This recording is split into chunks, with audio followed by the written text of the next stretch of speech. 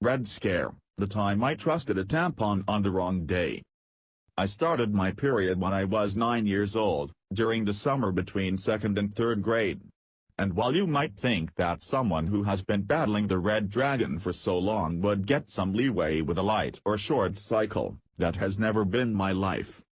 Instead, I'm the heavy flow, 7-day type of girl. So I was never really about that tampon life. At 9, when my flow was still relatively moderate, I wasn't skilled in the ways and workings of my vagina to be able to properly insert a tampon. By the time I got older, and my period settled into the monthly Hoover Dam release, a tampon wouldn't have done much for me.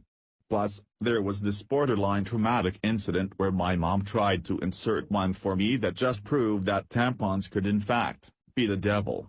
So pads it was and still is.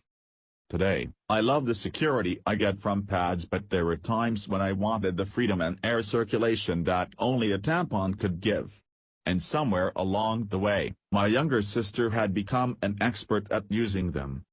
So, I've used them occasionally, at the end of my cycle on maybe the last 2 or 3 light days.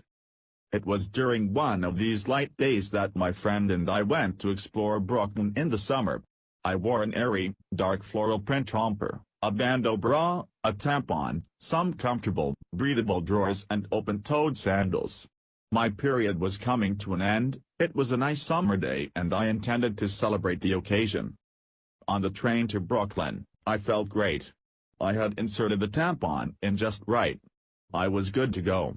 But after the nearly hour-long commute, I started to wonder if today was really light day after all. I thought I felt something sliding down my inner thigh. Must have just been sweat. But it wasn't that hot and I'm not naturally that sweaty.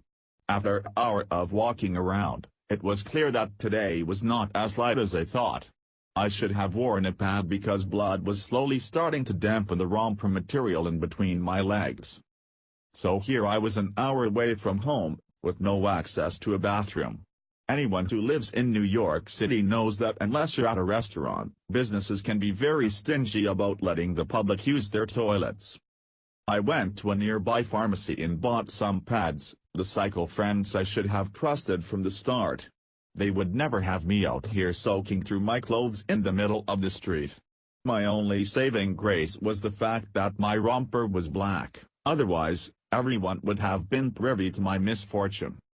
My friend and I kept walking until we stumbled upon a barbershop. Praying that blood wasn't running down my legs, I walked in and asked one of the barbers if I could use the restroom. Thankfully, he said I could. When I got in there I planned to just slap a pad on, flash that disloyal tampon and take my leaky vagina home. But when I took my romper off, the damage was more severe than I had anticipated.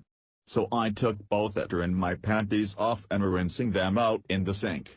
I'll spare you the details, but based on what the rinse revealed, it was anything but a light day. I walked out of the bathroom, 20 minutes later, with soaking wet drawers and a jumpsuit. But to clean wet, with soap and water. So I dealt with the discomfort.